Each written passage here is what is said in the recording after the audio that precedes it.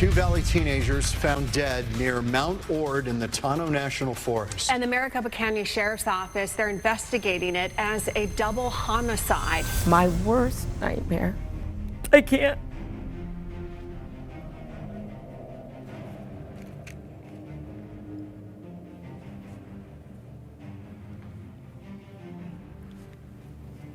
Words.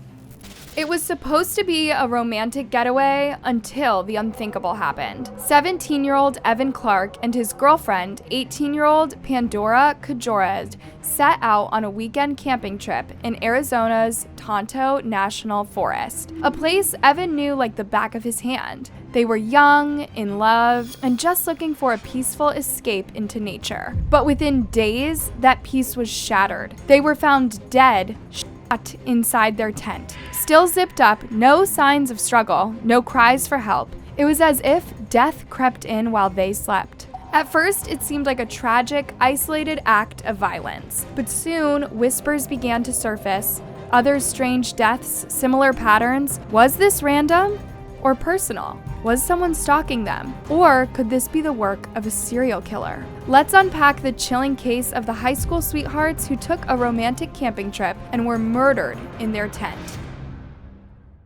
It all started on May 26, 2025. Pandora Kajord and Evan Clark were excited to kick off their summer break with a quiet trip out to nature. Their destination? A remote campsite near Mount Ord, tucked deep inside the Tonto National Forest. Now, this wasn't just any campsite, it was isolated. Over 10 miles off Highway 87, down a steep, rocky trail that is not easy to reach. Even investigators had trouble getting through in four-wheel drive vehicles. The road to the top of Mount Ord is very treacherous. It's rutted, it's got huge rocks, it's very difficult to get up here, even in a four-wheel drive or an all-wheel drive car. When you're up here, you're really in the middle of nowhere. That right there, that's Highway 87. Evan's mom, Sandra, later told reporters she felt uneasy about the whole thing. Told me he was going on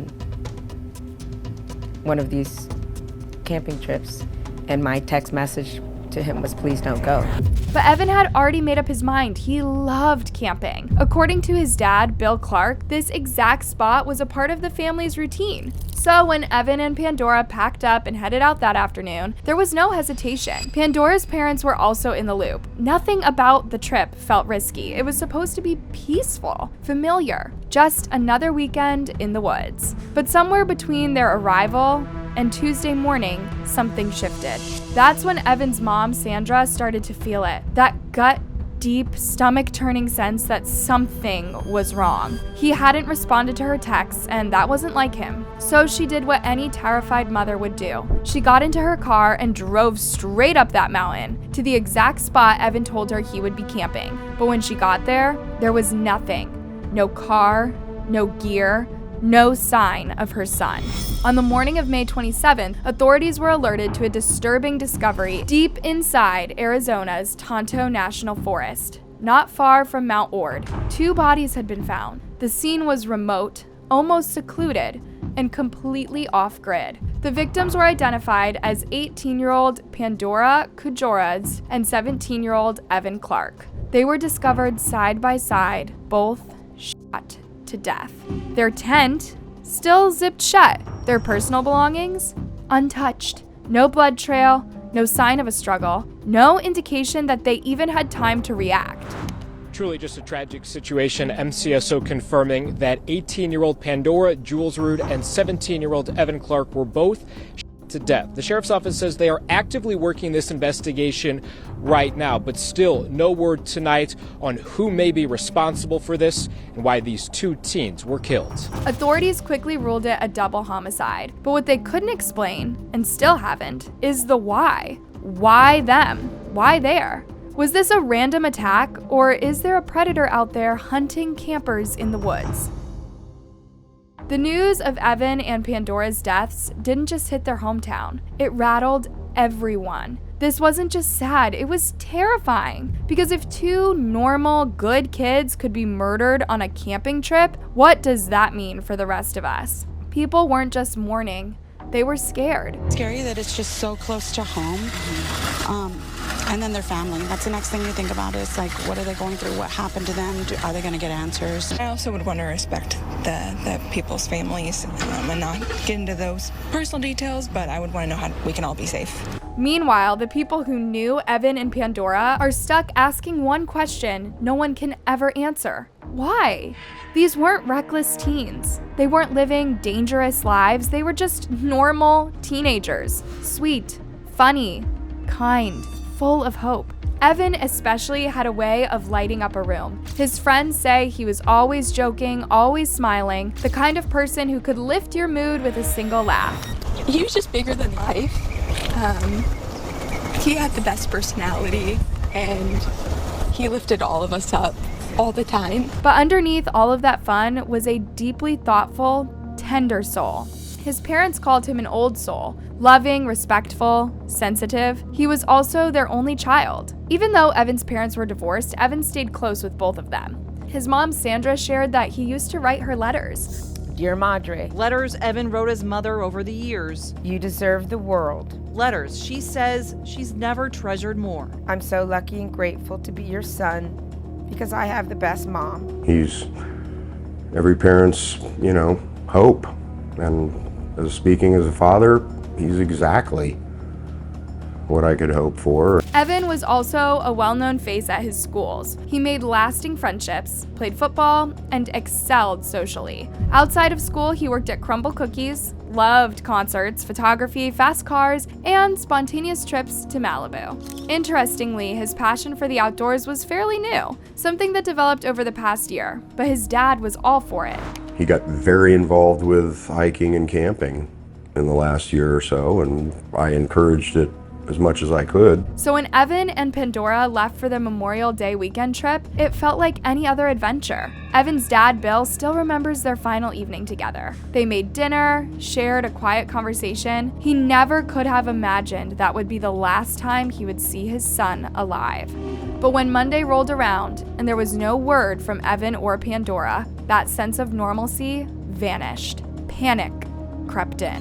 Bill joined the Maricopa County Sheriff's Office in the search. He knew his son was experienced, smart, and well prepared. Evan had packed a full survival kit. He wasn't reckless. So Bill clung to hope, but that hope didn't last. Because by early Tuesday morning, the unimaginable had become reality. Every morning and several more times each day, I have to remind myself that the most remote possibility actually occurred. He was a safe boy, he was risk averse. This wasn't supposed to happen. Now, Bill is left to navigate the impossible, a life without his only son. Evan was supposed to start college at ASU. His dad said it plainly. I have no doubt that Evan was going to go on to a lot of very good things. And then there's Pandora, the heartbeat of her friend group. The nurturer, the one who always knew what to say and how to make you feel seen. Her friends called her Mama Goose, a nickname born out of her constant caretaking, her steady calm, and her wise soul. Pandora loved being outside. She found peace in the mountains, and in return, she gave that peace back to the people around her. Camelback Mountain was her favorite place in the world, a trail she walked often, chasing quiet, perspective, and adventure. But she wasn't just serene, she was also silly. The kind of girl who sent funny videos out of nowhere, broke into song mid-conversation, and brought joy wherever she went. Pandora played the violin and the cello, and animals adored her. She had an unspoken connection with them, especially her two little dogs who were like her shadows. On hikes or walks through her neighborhood, she'd stop to greet every dog she passed, every single one. That was just who she was, full of warmth, attention, and presence. Their school, Arcadia, was rocked by the news. The principal sent a heartfelt letter to the community. Counselors were brought in, classrooms were quiet, and students, some still in shock, showed up in hoodies and sunglasses, barely able to speak. I just knew Pandora. She was a really sweet girl. She was just a sweet girl. And my heart breaks for her family and Evan's family, and it's a parent's worst nightmare. In the days after their deaths, friends came together to honor them the way they lived, with love, nature, and beauty. A memorial now sits on Camelback Mountain overlooking the valley. It's a place the couple visited often to watch the sunset with their closest friends. It's pretty shocking. A memorial overlooks the valley on Camelback Mountain, a place 18-year-old Pandora Julesrud and 17-year-old Evan Clark often came to watch the sunset with friends. Just cherish all the memories and the laughs. His life was cut very short, and so was Pandora's. They were very young, and it was just so sudden and a tragedy that you wouldn't even imagine. Fundraisers were launched to help both families with their private funerals and celebrations of life, and the community showed up, with each fundraiser raising over $30,000. But while the community is mourning, someone else might be watching. Because if this wasn't random, if this was planned, then whoever did this, they could still be out there. And just when you think the story can't get any darker, there are other murders, other victims, other stories that on the surface feel like isolated tragedies. But when you step back, the pattern is hard to ignore. As the investigation into Pandora and Evan's deaths unfold, authorities are now quietly examining whether this might be a part of something bigger, something that's been lurking in Arizona's remote desert corridors for years.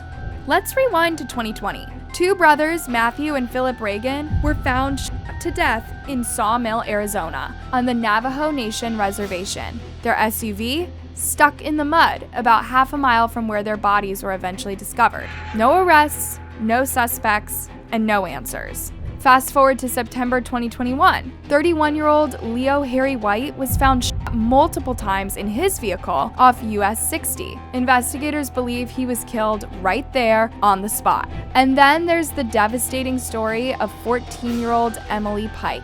She was a member of the San Carlos Apache tribe and vanished from a group home in Mesa on January 27, 2025. Just over 2 weeks later, on Valentine's Day, her disappeared remains were found in trash bags outside of Globe. Her torso and head in one, her legs in another. Her arms never recovered. The 14-year-old's remains were discovered by people who were hiking on this trail here, and that's who called police.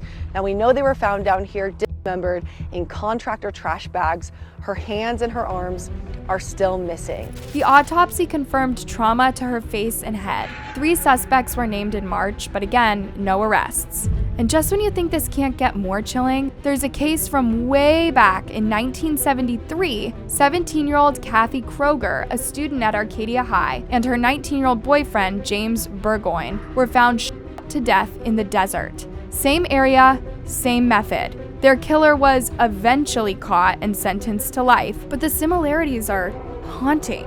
Are we dealing with separate tragic incidents, or is there something deeper, more sinister, connecting these cases? But while law enforcement works quietly behind the scenes, the internet has not been so quiet. Online sleuths are in overdrive, digging through every detail, spinning out theories, and asking questions that so far don't have clear answers. Because here's the truth. What we do know about what happened to Pandora and Evan doesn't explain much. In fact, it does the opposite. It deepens the mystery. So let's break down the major unanswered questions and theories that are now swirling around this chilling case.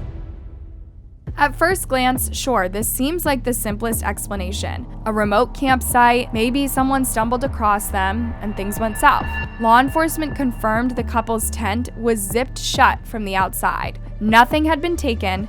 Their belongings were still there. There were no signs of a fight. This wasn't messy, it wasn't chaotic. It was calculated, cold, quiet. Did someone follow them? Now this theory has gained serious traction online, and it's not hard to see why. Pandora and Evan had posted about their camping trip. Even if the exact spot wasn't shared publicly, it wouldn't have been hard for someone who knew them or who was watching them to figure out where they were heading. Mount Ord is secluded. No cell service, rough terrain. Whoever went up there would have known the teens would be completely alone. Did someone track them? Wait for nightfall? If so, they would have had the perfect opportunity to strike and disappear. Did they know their killer? This is the theory that hits the hardest. Because let's look at the facts. It almost feels like they trusted whoever was nearby. That quietness, the lack of chaos, has led many to wonder if this was personal. On Reddit, one user summed it up like this: "It feels too calm. If this was random, there'd be chaos. This feels personal."